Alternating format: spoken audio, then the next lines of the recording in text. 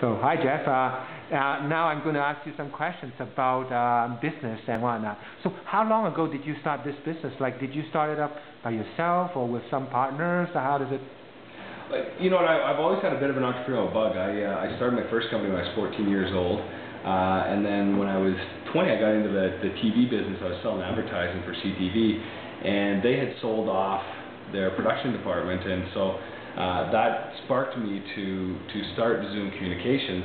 I didn't actually want to get into the production business. I actually had a software company at the time. We developed an advertising management software application. I was going to make millions and retire.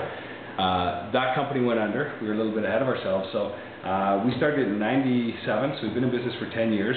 I started it with a partner at the time who I had bought out a couple of years later, and then Jetstream we'd actually started in 1999. How we got into the webcasting business is we had our corporate video clients coming to us saying we want to put our video on the web. So is webcasting business your core business now, or like what is the distribution? You know what, it's probably pretty even. I mean, the production is probably still 50% of our business. The corporate videos, TV commercials, TV programming. The webcasting and the website development is the remaining 50%. The web video, though, has really taken off. I mean, we've been doing it since '99. We're still a little bit ahead of ourselves, but the whole YouTube, Google buyout really put web video on the map and kind of explained to people what they could do with web video. So in the last 8 months or so here, our business has really changed because now people are a little more familiar with what you can do with it. So, and how I got into the business is really it's just a matter of, I mean, I've always been interested in technology from a user standpoint. I have no programming background. To me, it's a matter of, I take a look at these applications and I'm saying there's got to be an easier way, and I'll map it out on paper, and then I'll grab my programmers and say, here, make it work. And that's really what I've been able to build the business on. I have no formal education. I have a high school diploma and a C average at that. So I can't say I'm the brightest guy in the world from a book standpoint, but I think it's just common sense to me. Being able to see the opportunity to do something better and being able to turn it into a business and be able to profit from it. So. Wow. If you don't mind me asking, how old are you? Me, I'm 36. 36. Yeah. Holy cow. Yeah. Young. 36 is not too old. I mean, I'm older. Heck, I'm older than you. Wow. And it's so inspiring the fact that, of course, I mean, I'm not suggesting kids should drop out of finish high school and not go to college, but the fact that there are a lot of successful business, and I can think of a few big names that really never finished go to university, right? To me, education is very, very important. I would never encourage anybody to drop out of school because, I just took a different route, and I think a lot of the other, big success stories out there, people that are way more successful than I am, they may have dropped out of school, but they never stopped learning. And for me, I just educated my way in a different, way. It was a matter of, getting in and just trying to learn things and taking night courses and whatnot, and trying to learn as I go and question everything. I mean, I still, to this day, when I'm in a meeting and somebody throws out some acronym that I don't understand, I'm not embarrassed to throw my hand up and say, what do you mean? Some people are afraid to ask those questions. I'm curious all the time, somewhat like you are, Kempton. They're just always asking the question. I find that's the education, combined with common sense and a good work ethic. Yeah, you mentioned a common sense a few times, but to me, like, common sense to you and to different people mean a totally different thing. Like, you really have to, sometimes you have to have the insight in that industry or in that area to have common sense to look at things and see their opportunities, right? Yeah, I mean, I think it's common sense with a bit of a, maybe it's a bit of stubbornness, but I mean, to me, I don't think there's anything that's impossible. My parents it's not an entrepreneurial background I come from. My dad was a policeman, my mom worked in, medical clinics. But really? So we can't blame like, oh, you're coming from an entrepreneurial background and whatnot, that's why you're successful. No. Or claim, no, yeah, you started it. It just started, and it's just probably a matter of, like I said, maybe a bit of ignorance and just saying, people telling me I can't do something. And I say, well, I think we can, And surrounding yourself with good people too. I mean, we got an incredible team here, and you know, sometimes I take way more credit for, and I don't mean to, but way more credit for the bright people that I have around me. I just tend to be a bit of the figurehead out front, but I mean, it's you know. Yeah, figurehead in your words, but yeah, it takes a lot of talent to pick the right people to surround, right? Luck. Yeah, luck. On the word luck, I actually asked a few seasoned entrepreneurs, well, not entrepreneurs, well, business people about luck. Can you tell us, like in maybe in your earlier career or even now, sometimes luck play an important role, like, but I guess luck really is not just luck. Luck really favors the prepared mind. Luck's really, if you are looking out for it, then it's luck. But yeah, it may be something that you work for 2 years or 3 years until you hit it. To other people, it's lucky. Yeah, do you have some stories that you can share? Yeah, I mean, to me, I think if you try something enough times, eventually you'll think you got lucky. Mm-hmm. For me, I think, you know, for me, luck is just a matter of persistence wears resistance, and you know, we might you know, approach 100 clients before we find one that bites into it, and when we get them, you know, some people say, well, you were lucky to get them. Well, you know, I think it is a combination. I don't think there's, you know, you got to create your own luck.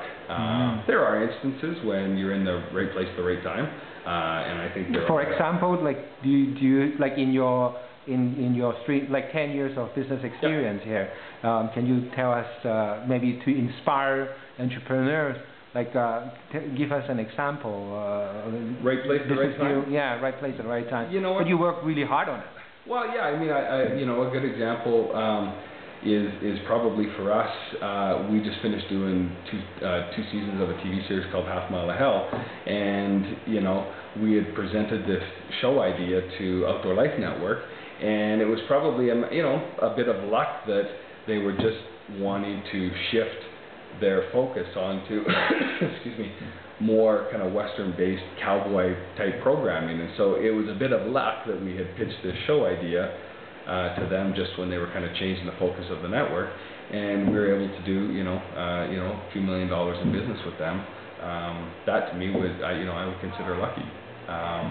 But again, it was also, you know, we pitched them 100 other ideas that they turned down. So right. Was it luck, and everyone see that, oh, this small company or whatever company that, oh, they got lucky with this $2 million deal, but they never see those that, like you're saying, you pitch them 100 ideas and the one that hits. I always compare it. It's like the stock market. You know, everybody will tell you about the one stock they made $1 million on. They won't tell you about the 100 stocks they lost $5 million on. You know, I think it's the same way in business. Is you just gotta. I think the thing is just, you know, never giving up. I've seen a lot of people start businesses and they throw the towel in too early.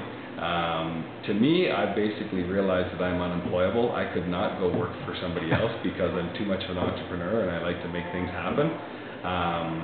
And I think once you kind of realize that, it's kind of like there's no turning back.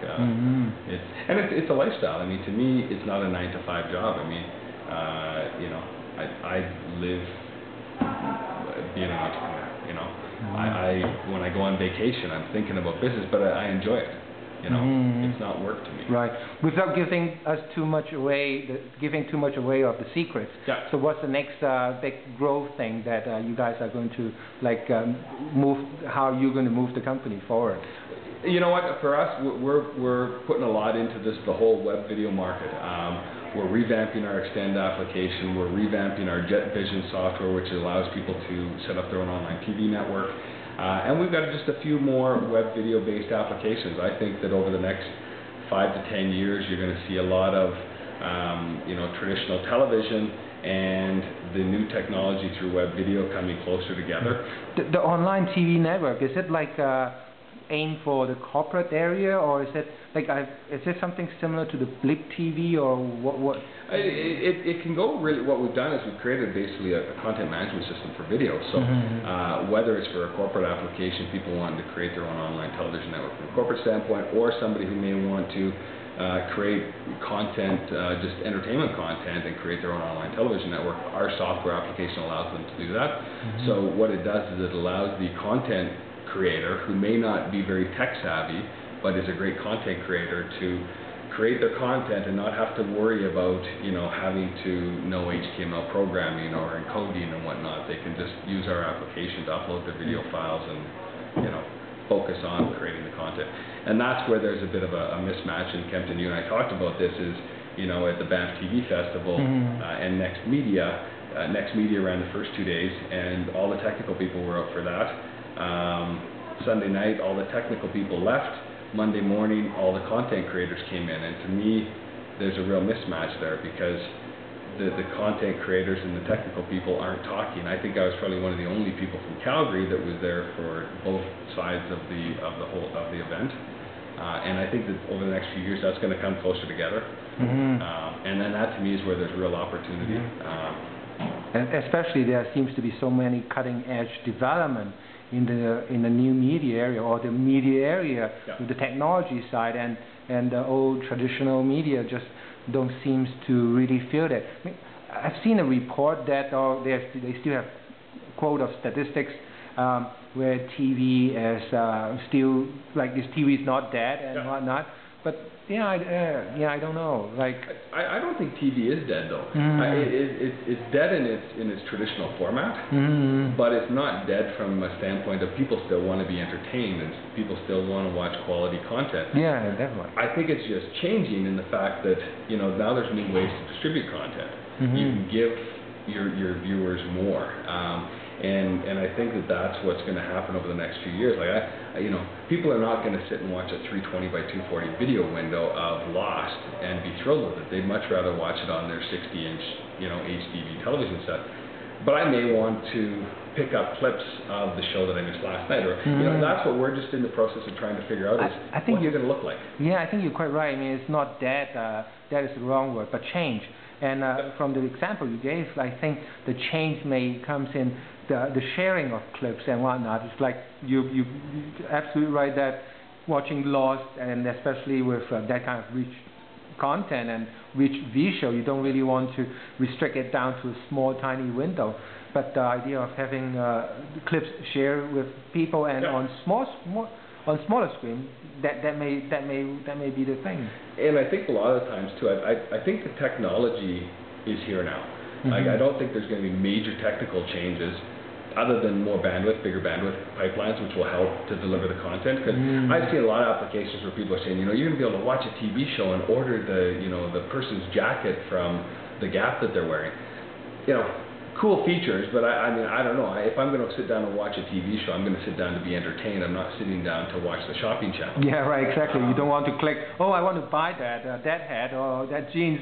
Yeah, I mean, and that's where I think some people get carried away and they think the technology's changed. I think now it's just a matter of create the great content and deliver it in a fun, informative, convenient manner. And I think that, that's what we're looking at, to try and figure that right combination out. And I think that's where, our future of our business is really going to lie, is capitalize and become a leader in that space. Great, Jeff. I look forward to see how your company grow and how you grow as an entrepreneur, inspiring hopefully other entrepreneurs, people with entrepreneurial mind in Calgary, to maybe start their own business in whatever area that they happens to be in. Absolutely. Thank you, Kempton. Thanks a lot, Jeff.